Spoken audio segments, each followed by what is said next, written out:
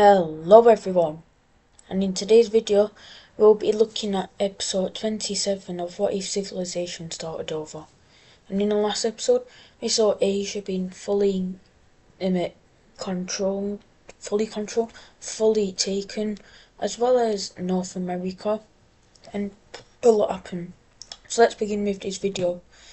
But moving on to the Alliance there, there's been some pretty interesting stuff happening in the Alliance there, like the start of this new African and Indian economical alliance. But moving on over to the Circle Alliance. The Circle Alliance only has the grey team and yellow team in it, and the yellow team, after building up relations with the orange team, will leave the alliance, which is very bad for the grey team, since you can't have an alliance by yourself. But are they by themselves? The grey team has been building up relations with some countries, and most notably Caucasia rejoins the alliance. They don't like the blue team and Iraqi expansion into their own territory, so they rejoin the alliance. And also Persia, Turkmenistan and Persia both join the alliance, as they don't like certain expansionist countries, and the other countries in this area will also be making their own alliance. These countries are Pakistan. Let me just put the shape up real quick. Tibet is forced into this new alliance by Pakistan, since they just beat Tibet in a pretty big war. The blue team is also forced, well, not really forced, like they're asked to join the alliance, and the blue team just accepts. And finally, the Union country joins up with the alliance. And these alliances, are they friendly with each other? They're kind of friendly. I mean, they don't have horrible relations, but it's not like they're good old buddies. So, yeah. And moving on over to Europe, we're actually seeing the Greek and Bosnian country make an alliance. I'm struggling. But we see the start of the Square Alliance between Greece and Bosnia. And the red team will also be making its own alliance, and I need to... what is this? And this will be not the 3 point, the Star Alliance. And it will be, of course, them and their new ally, Galicia. Now, why Galicia? Galicia and the red team, I don't think have ever been friendly. So why Galicia? Well, they've been building up relations with the red team. So Galicia joined this new alliance. And that'll do it for the alliances. Well, there's trade routes still. No, trade routes, they don't really do much anymore. So yeah. But moving on over to Australia. The year is currently 1837, and I think Australia was fully discovered in 1837. I don't know, but I'm going to say it's fully discovered here, and Australia just takes all of it, since the only other country in Australia is India, and India doesn't want to mess with Australia, since Australia is actually a pretty strong country. And since the Industrial Revolution has kicked off, there's actually going to be some new countries on the power rankings. Now, the power rankings have kind of shifted to Europe's favour, if that makes any sense at all. Not China and India are the first and strongest countries in the world, but stuff is changing. We can go over the new power rankings. So that's tiny, that takes. So number 1 in the world is going to be Brittany. I don't think they've ever been one, but they are now. Number 2 is Liberia. 3 is China, and 4 is India. So China and India are still up there. 5 is Russia, and then there's a decently sized gap. It's not a really big gap, but there is a decently sized gap, so I'm just gonna doing this, but it's not really a big gap. But number 6 is going to be Sweden. Now, Sweden was forced to demilitarize some parts of their country in a peace treaty with Russia. So there is a gap between Sweden and Russia, but it isn't a very lot. I'm just gonna get rid of this gap. 1 second. I don't know why the text went, but it doesn't matter. I can just redo it all. I'm actually going to get rid of that gap because Russia and Sweden I feel like are very close. Anyways, 7 is Germany. 8 is actually going to be the red team. 9 is going to be England, and I don't think England has ever been on the power rankings. They probably have been, but I don't remember. And 10, a nation that has never been on the power rankings. It's actually going to be Pakistan. I don't think they've been on military power rankings, but they've been on some other power rankings. But Pakistan is a big trading destination, and since they beat Tibet in that war, they've been flourishing their economy. Stuff is just going well for Pakistan, so they're at the top 10 power. They're the number 10th country in the world, is what I'm trying to say. Anyways, over to colonization.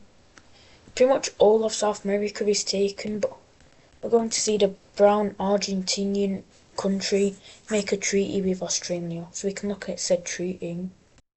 In this treaty, Australia gets on this, and of course the rest will be going over to this brown nation here. And the brown country is actually getting very large, and they are definitely up there in power rankings. So yeah, go brown country. But we're actually going to see some countries start making landings in Africa, with the whole world being taken, apart from Africa and Antarctica, but they don't know what Antarctica is. Many European nations and some maybe Asian nations, I don't know, but mostly, anyways, a lot of European nations will be making landings in Africa to try to take land. And the countries we see making landings are Britain. I'm trying to make these colonies look good, but I don't think they will, honestly. We also see, I must have Glacier, the Lime team making a landing.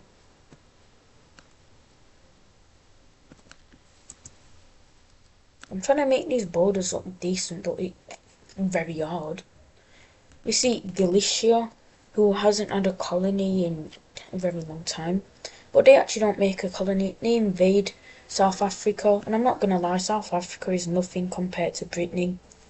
And why is Britain invading South Africa? Well, there's no Suez Canal, so Britain just takes it to try and make some money. It's whatever. We also see India expand. They make a treaty with Tanzania. Why is it the wrong colour? I'll change it after I've coloured this, but they make a treaty with Tanzania to take this coastal area over here. So it looks something like this.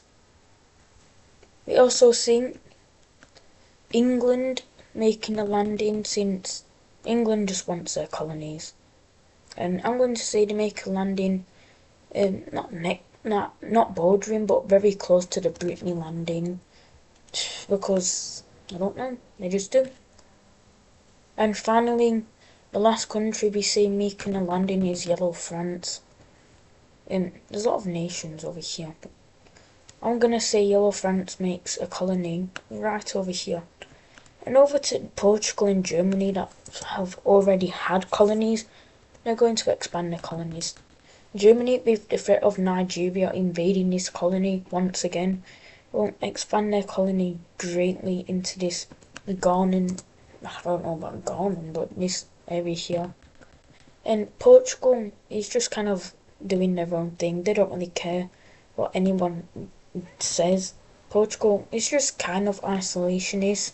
So they haven't been doing much, if not, they haven't been doing anything but colonizations, because they're isolationists. So yeah. and this country here hasn't done anything in ages, as well as pretty much all of Africa. So, that's whatever.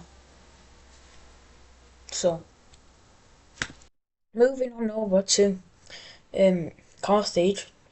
In the 7 Years' War, Morocco took this land, from them, and Carthage, they want that land back. And since Morocco didn't do the smart thing and build up relations with their allies from the 7 Years' War, and kind of just, like Portugal, kind of just went isolationist, yeah, you can guess what's going to happen. Carthage invades Morocco. Carthaginian forces that are full of patriotic, they want to impress their country, they want to die for their country if they have to, flood into Morocco. Morocco wasn't expecting this, but don't worry, Western Sahara joins the war, since Morocco's biggest ally. I'm not gonna lie, Western Sahara doesn't do well. I mean, they do send some troops to the front line that helps Morocco push back Carthage a tiny bit, but I mean, it's mainly just Morocco, and I'm not gonna lie, Carthage is a lot stronger than Morocco. So, before the Lime team can, they just take the Gibraltar Gap. And Morocco, after seeing that Western Sahara doesn't want to fight, will agree to peace. And I guess Western Sahara also surrenders, and we can look at this peace treaty. So in this peace treaty, Carthage destroys Morocco, and I guess Western Sahara.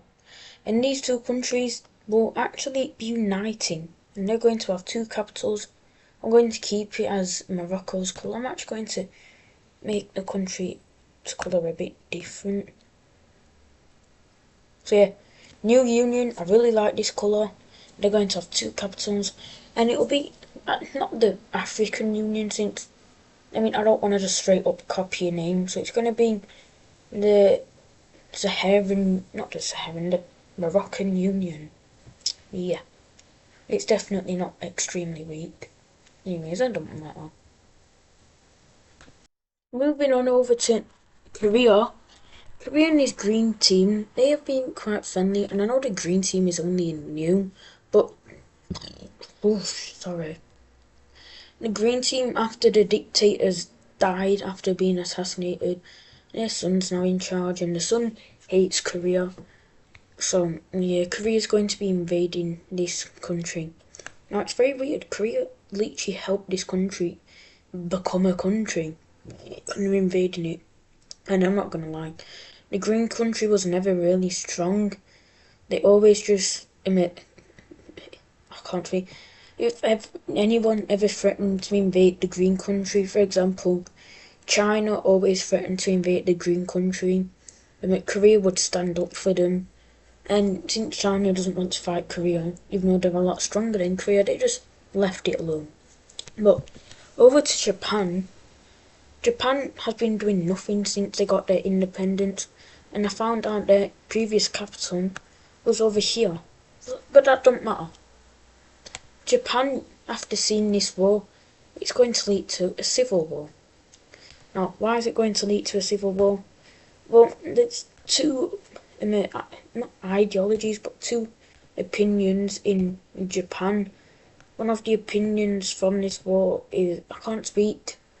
So, two men who were kind of ruling Japan, but one had a little bit more influence. One of the men wanted to help this green country since they funded their rebellion, but the other man in charge didn't want to, since Korea would slap them in a war. And this is going to lead to a civil war. So these whole northern areas over here are going to break away from Japan and proclaim a new country. And of course, civil war. So Japanese forces that have not been used in forever won't kick back this green rebellion. It's not very strong. But that's until Korea joins the war. Korea wants more land. They're not just satisfied with the green country, and they want, I mean, this part down here was the land, so they want it back. Korean forces land in Japan after probably hundreds of years of not being in Japan, and this whole island and southern area here will fall. And with this, the Green Team rebellions can start kicking back Japanese forces, taking this major city. And with this, Tokyo will fall. I don't know if it ever would, since it's very mountainous. Japan is mountainous as hell, but Japan falls after not doing anything in ages. And we can look at this peace treaty. So in this peace treaty, the Green Team no longer exists. The guy who started this Green Rebellion up north is now in charge of Japan, and Korea gets a bit of its old Japanese land back. But this isn't the end of Korea's expansion, and I promise this is the last thing that happens with Korea. But they buy this Chinese island, which I know what it's called, but I forgot. But it was once a part of Korea, so they rebuy it. So, go Korea, they're expanding. And they like expanding. Anyways. Moving on over to Antarctica. Antarctica is the only continent that hasn't been discovered, and it's finally going to be discovered. And you might be asking, how is it discovered? Well, it was discovered by some European captain, of course. But Portuguese sailor. Portugal is actually getting a lot of attention in this video for once. A Portuguese sailor was sailing down to the Portuguese Venezuelan colony to, bring stuff to the colony, and then probably bring slaves, since the slave trade is pretty hot. Probably went into the African colony to pick up slaves, and yeah, there's a pretty big triangle. It's like the real life triangle of the slave trade, where let me just draw it. The slave trade is still happening, by the way. The year is 1846. But there's a pretty big trade. In real life, there was, of course, the big triangle trade for slaves with Britain. That looked nothing like that. But Portugal, they can just sail down to the African colony, pick up slaves in, I guess, this area of Africa. And then move them down to their Venezuelan colony, since, they can grow stuff that you can't grow in Africa or Europe. But one Portuguese sailor picks up slaves, goes to his Venezuelan colony, not his, but the slaves actually revolt, and they'd kill the Portuguese people on board, even the women and children, if there was any. I don't think so. No one is spared. And they're going to try sail to South Georgia, Sandwich Island, this thing here. But they actually miscalculate, since they don't know any Portuguese, since all the stuff on board is Portuguese. And they actually completely miss the island, and will end up in Antarctica. So it's pretty interesting. Slaves finding Antarctica. Now, these slaves, they're actually pretty smart. They've learned from birth how to survive in hot and cold conditions. So they're going to not make their own country. They would never make their own country. I just need to fill in these brown seam islands. There we go. A pretty cool story. They actually fight off a polar bear, which is pretty nice. But they're going to discover all of this land here, and it's pretty interesting how slaves discovered this land. Of course, a lot of people are racist, so they're going to just, I don't know, they make something up, and Portugal now has an excuse to come down to Antarctica and maybe colonise, but they're just going to recapture these slaves, since they want their cocaine money, whatever they can grow in Venezuela. And so Portugal, they come down. I'm giving a lot of credit to Antarctica. Portugal comes down and immediately tries to find these slaves, but the slaves are all dead. And they tried fighting a polar bear one day, and it was really cold, so they all die. And then the polar bear dies to a walrus. It's very nice. But Portugal, now that the slaves are dead, they don't really have to be in Antarctica anymore. But being very imperialist and wanting to expand their empire, they will make an Antarctican colony. Now, is there the use of colonising parts of Antarctica? Hell no.